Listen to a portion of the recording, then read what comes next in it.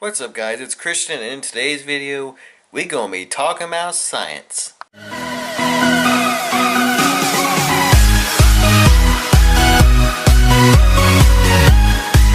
So I'm sure most of you are familiar with the whole debate between Christianity and most religions and science, that they don't go together, they contradict or disprove one another, and so on and so forth. And in today's video I'm gonna try to reconcile the two and show that they don't contradict one another, but in fact they go completely well together, and they are in fact completely compatible with each other. But first I want to explain the definition of science, just so we have it established and we don't end up going off into anything else that isn't science.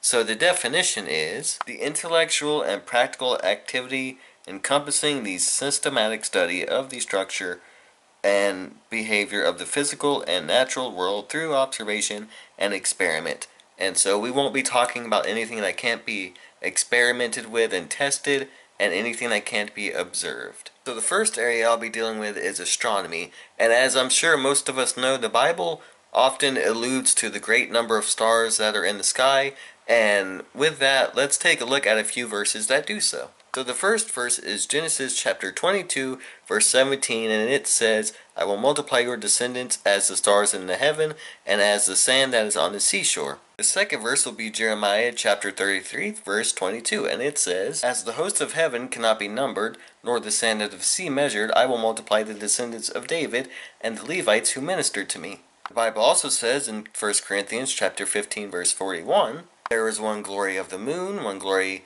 of the sun, and one glory of the stars." So it says that each star is unique. The Bible also teaches us about the earth being suspended in space, and that is in Job chapter 26 verse 7, and it says, "He stretches out the north over empty space, he hangs the earth on nothing." So that's pretty clear cut that the earth is just suspended in space without being hung on anything or anything like that. Believe it or not, the Bible also has a bit to say about meteorology, such as the circulation of the atmosphere and fluid dynamics. So as far as circulation of the atmosphere goes, let's look at Ecclesiastes chapter 1 verse 6. It says, "The wind goes toward the south and turns around to the north.